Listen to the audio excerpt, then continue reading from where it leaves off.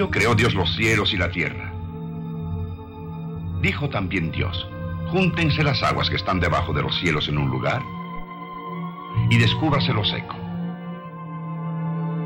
Y llamó Dios a lo seco tierra, y a la reunión de las aguas llamó mares. Dos reinos formados por la mano de Dios: la tierra, habitación del hombre, y el mar, al que se ordenó que produjera en abundancia seres vivientes. La familia marina es inmensa. Abarca seres de todos los tamaños, formas y colores imaginables. En ella se cumple literalmente la orden creadora de Dios: fructificad y multiplicaos, y llenad las aguas en los mares.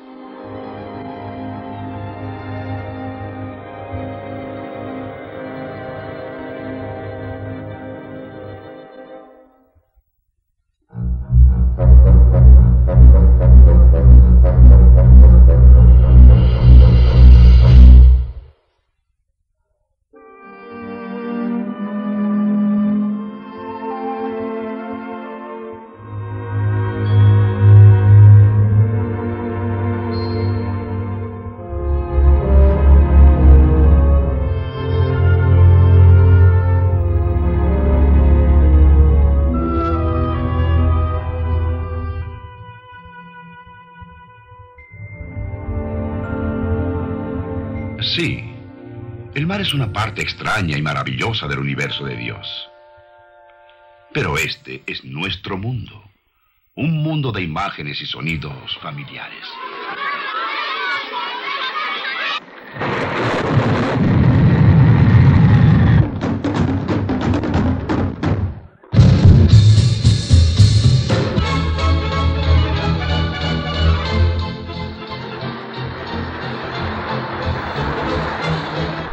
El oído nos dice casi tanto como el ojo acerca del medio en que vivimos.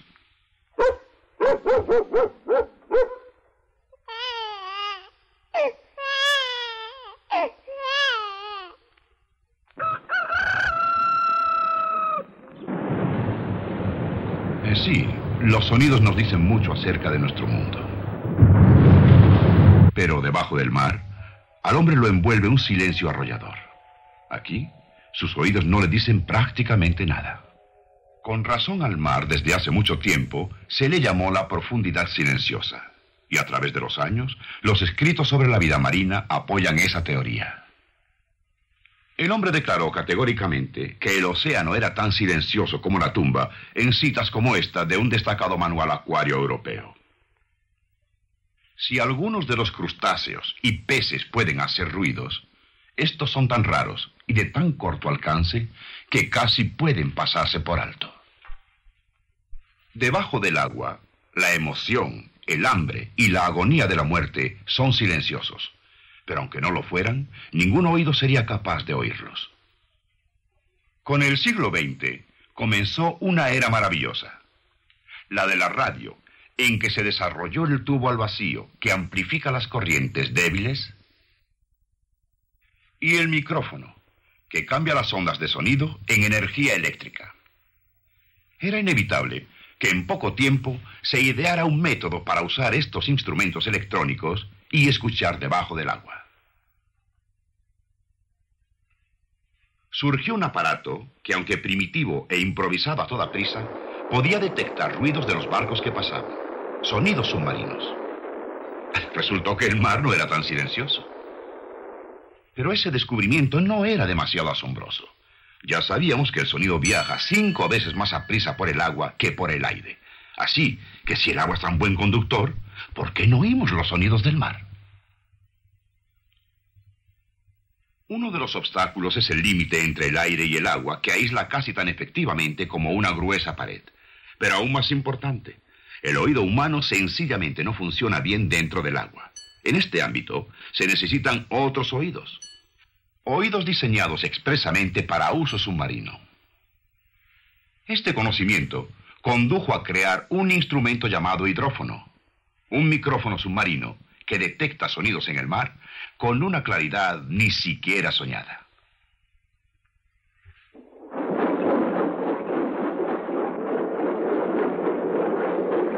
En 1941, esto se tornó en asunto de vida o muerte. Surgió el sonar, pulsaciones de sonidos cuyo eco, al llegar a los hidrófonos, proporcionaban dirección y distancia con precisión asombrosa. Fue una batería de hidrófonos instalada a la entrada de la bahía de Chesapeake como parte del sistema de defensa, la que condujo a un descubrimiento fascinante. Los hidrófonos terminaban en un tablero de control cuyas luces al encenderse ayudaban a determinar la posición de los barcos en movimiento. Una noche, a mediados de 1942, terminadas las pruebas, la Guardia Nocturna se dispuso a pasar su primera vigilia solitaria. De repente, se prendieron las luces rojas en el tablero, señales de alarma de los hidrófonos de la bahía.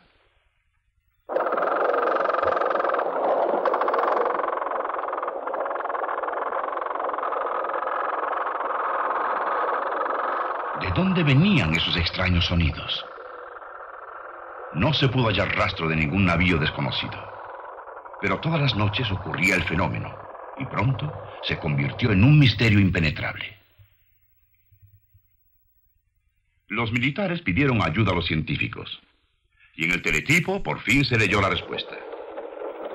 No hagan caso señales raras hidrófono, sonidos producidos por cardúmenes de corvinas blancas o roncadores.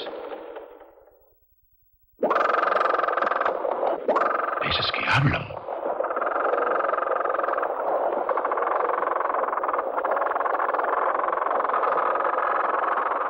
Terminada la guerra, por fin se pudo contar la historia de los sonidos submarinos.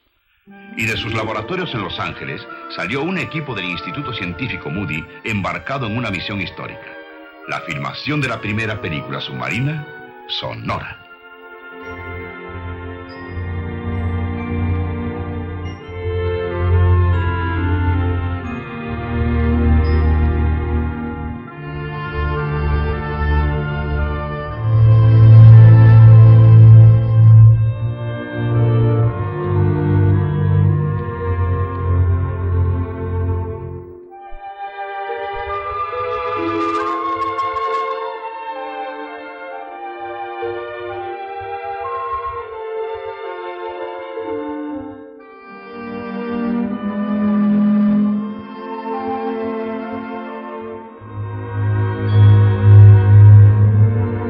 Así comenzó una serie de descensos a la azulina región acuática.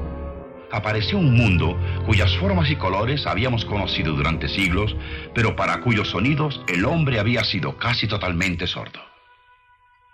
Sordo hasta el día en que nuevos oídos le abrieron un ámbito tan ruidoso y vibrante como el suyo propio.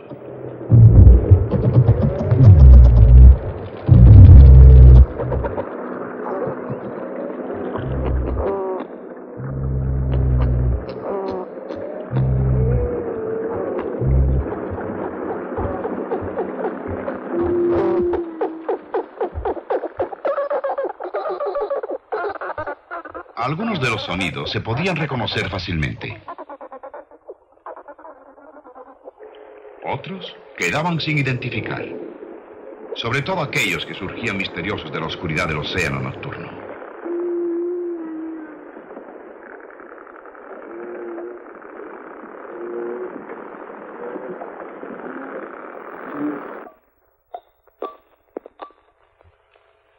No todos los sonidos se identifican tan fácilmente como el de este amigo.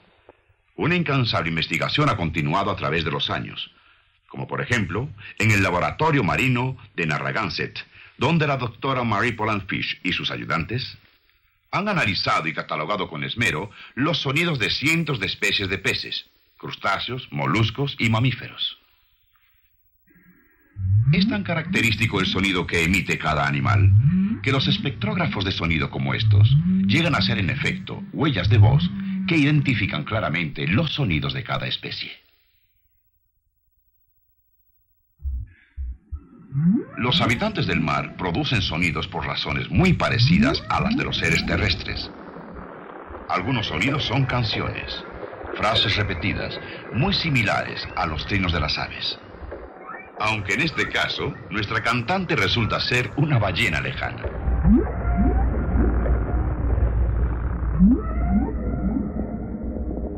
Otros recuerdan el zumbido de los insectos en una noche cálida.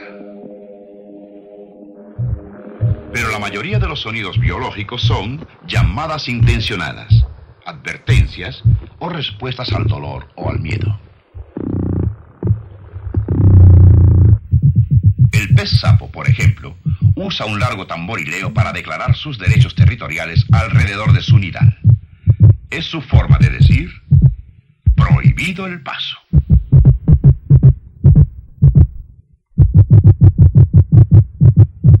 Sin embargo, para su dulce amorcito, utiliza un tono de voz muy distinto.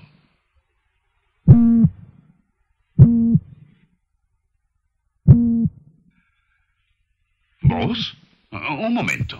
Los peces no tienen pulmones, laringe ni cuerdas vocales, ni siquiera un ambiente con aire donde estos pudieran funcionar. Así que, ¿cómo es posible que hable un pez?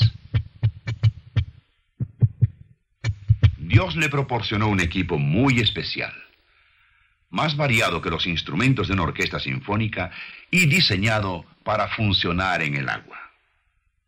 En muchos peces, el órgano productor de sonido es una estructura llena de aire envuelta en largas fibras musculares. Estas golpean o hacen vibrar las cámaras de resonancia para producir una serie de ladridos, gruñidos o gemidos según la especie. Ya oímos al roncador y al pez sapo. Este es el petirrojo común de mar.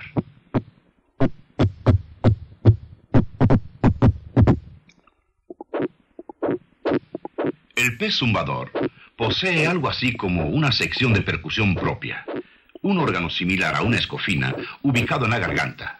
Está acoplado a sonadores que amplifican el sonido.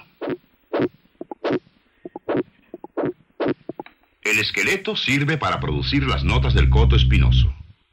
Los huesos del cinturón pélvico transmiten vibraciones musculares a los costados del pez que lanzan sonidos como los parches de un tambor.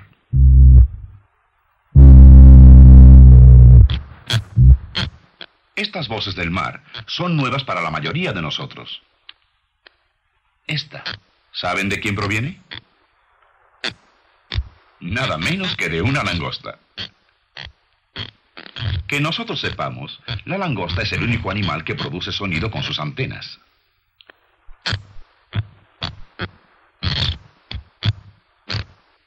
Sin oídos electrónicos, podríamos nadar a través de una escena rocosa como esta sin percatarnos de la presencia de millones y millones de diminutos camarones crepitantes.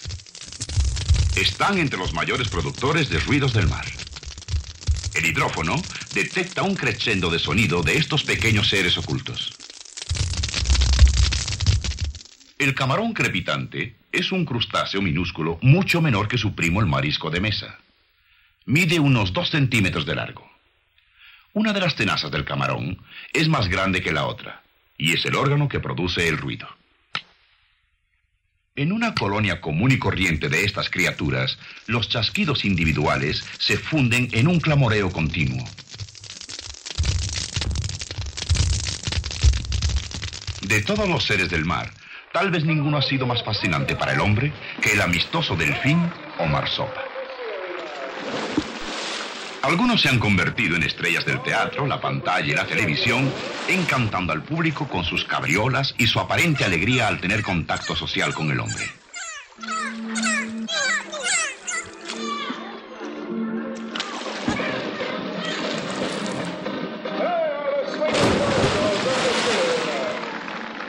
Los delfines no son peces, sino mamíferos de sangre caliente que respiran aire, de una inteligencia tal que solo es superada por la del hombre.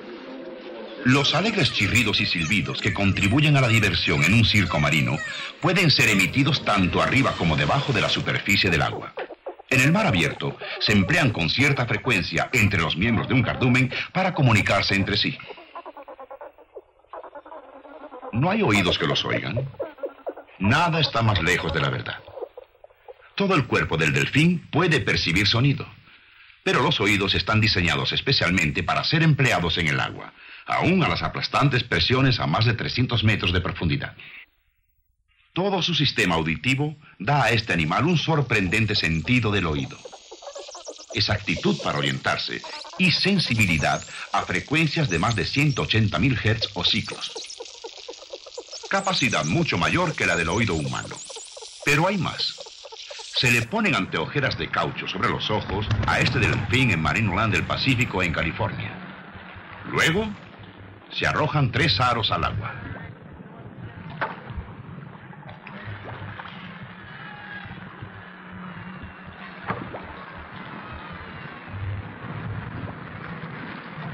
Aunque el animal tiene los ojos vendados, localiza y recoge los aros sin equivocarse, dando en el blanco cada vez con los 3.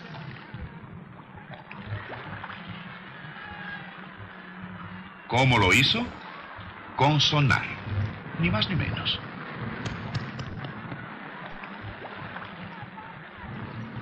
Aún comparándolo con los equipos de sonar más modernos, el sistema de ecos del delfín parece increíblemente perfeccionado. Cerca del respiradero están las estructuras que producen pulsaciones intensas de complejo sonido. Las oímos como series rápidas de agudos chasquidos. El cráneo y otras secciones de la cabeza dirigen hacia adelante la mayor parte de la energía sonora. Las frecuencias más bajas se dispersan en un amplio sector que se usa para sondeos de localización general.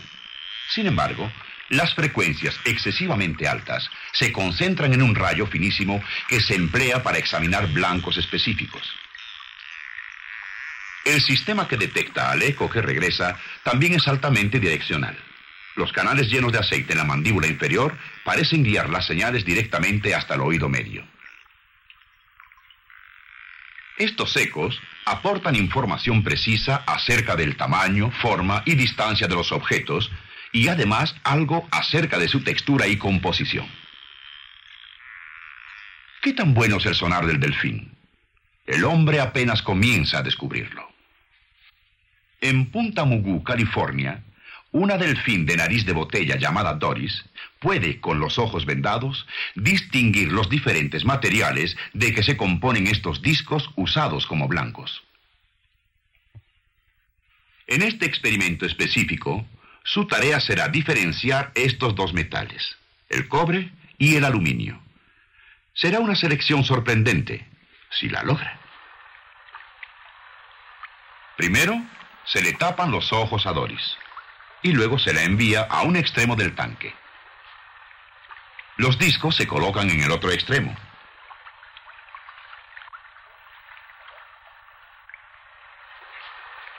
Se da la señal y Doris empieza su carrera. En su actual ceguera total, debe nadar entre las vallas y luego identificar el blanco de cobre que se ve a la izquierda. Escuchen. El silbato anuncia su triunfo y su premio. Antes de cada prueba, los blancos se quitan y se vuelven a colocar al azar. Esta vez habrá un cambio. El cobre a la derecha. Ahora va a repetirse. El cobre se quedará a la derecha. Fíjense en el movimiento exploratorio mientras compara los ecos de los 2 blancos antes de hacer su elección. Un videotape nos permite repetir la acción y también más lentamente para que los movimientos y sonidos que intervienen en la orientación del eco puedan estudiarse en detalle.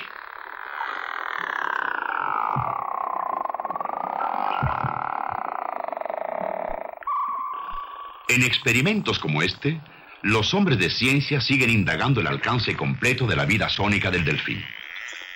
Una forma de vida que depende de la habilidad de localizar comida y evitar obstáculos, aún en aguas tan turbias que la visión es casi imposible. Esto no es solo un asunto de conveniencia, sino de supervivencia.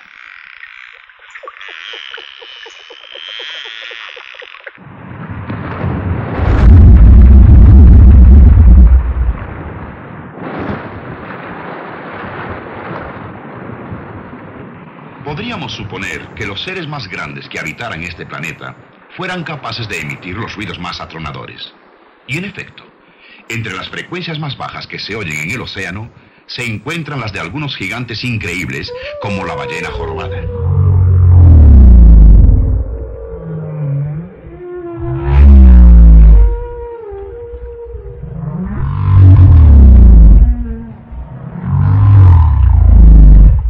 las ballenas piloto, aunque pesan de 2 a 3 toneladas, resultan ser los canarios del mar.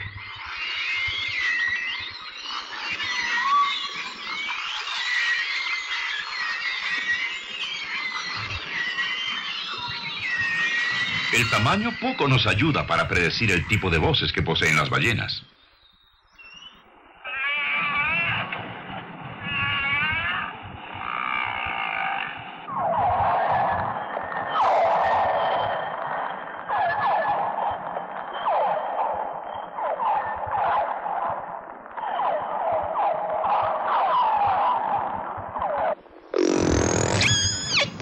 Entre los más asombrosos sonidos submarinos que se hayan grabado, están estos llamados de angustia, emitidos por Namu, una de las primeras orcas que se hayan capturado.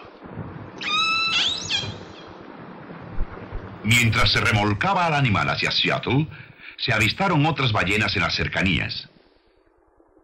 Y los gemidos de Namu se escucharon por el hidrófono haciendo eco a través de las aguas.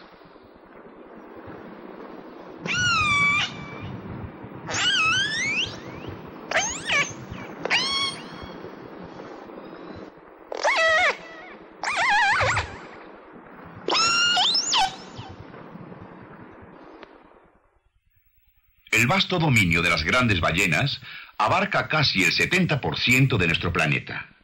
Hacia el norte, cerca del polo, los océanos comienzan a congelarse y a cubrirse de grandes masas de hielo polar. En estas regiones flotantes y fragmentadas viven algunos de los músicos más increíbles del mar. Esta es la canción de Erignathus, la foca barbuda.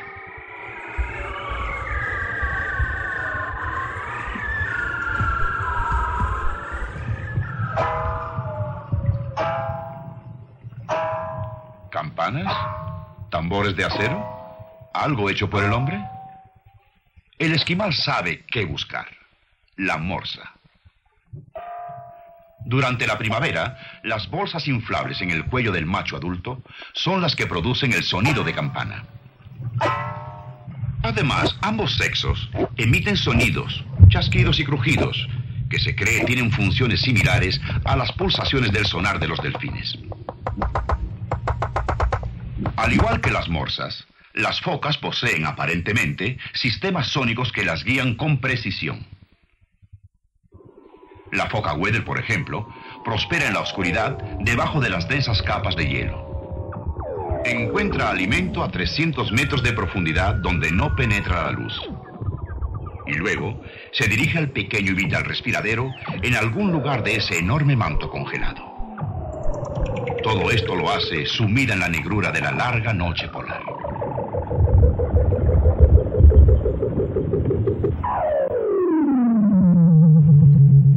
En estas regiones es donde nos damos cuenta de una asombrosa realidad. En el llamado silencioso mar abundan los seres cuya existencia depende precisamente del sonido. Aquí pueden vivir los ciegos. Los sordos son los que perecen. Hace siglos el hombre metió la cabeza al agua, escuchó y no pudo oír nada. Así que decidió que no había sonidos en las profundidades del océano. Para él era un silencioso mar. En otras palabras, hizo una prueba, descubrió un hecho y llegó a una conclusión. Fue sencilla la prueba. Metió la cabeza en el agua y escuchó. El hecho que descubrió era evidente. No oyó nada. La conclusión parecía lógica. Poseía 2 buenos oídos. Si no podía oír nada, es que no había nada que escuchar. Ahora sabemos que el hombre llegó a una conclusión equivocada. Estaba entrando en un mundo para el cual no estaba equipado. Había muchos sonidos en el mar, pero sus oídos no servían para percibirlos. Existe otro mundo. Lo llamamos el mundo espiritual. Trata nada menos que de Dios, de la salvación, la eternidad y el cielo. Me parece oír que alguien me dice: usted no puede creer en eso, son simples tonterías, eso no existe. Pero ¿cómo puede saber que no existe? ¿Me quiere decir que ya hizo una prueba? Miró este mundo de manera intelectual. Metió la cabeza en el mundo espiritual, echó un vistazo, no pudo ver ni oír nada, Así que decidió que Dios no existía. En otras palabras, efectuó una prueba, descubrió un hecho y llegó a una conclusión. ¿Pero fue correcta la conclusión? ¿La prueba fue hecha sobre bases válidas? Dios dice en la Biblia: el hombre natural no percibe las cosas que son del Espíritu de Dios, porque para él son locura, y no las puede entender, porque se han de discernir espiritualmente. El hombre no está equipado por la naturaleza para sentir o comprender este mundo espiritual. Falta algún elemento vital en el hombre. Hemos aceptado el hidrófono como un instrumento científico porque sabemos que sirve. Sirve porque hace años alguien dejó de confiar en sus propios oídos, desechó muchas ideas preconcebidas y se puso a descubrir unas leyes fundamentales de la naturaleza, leyes de Dios.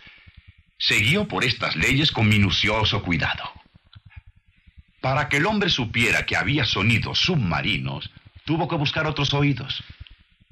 Para que el hombre llegue a saber del mundo espiritual, debe buscar oídos nuevos, también ojos nuevos, un nuevo corazón y toda una nueva vida. El Nuevo Testamento dice: de cierto te digo, que el que no naciere de nuevo, no puede ver el reino de Dios.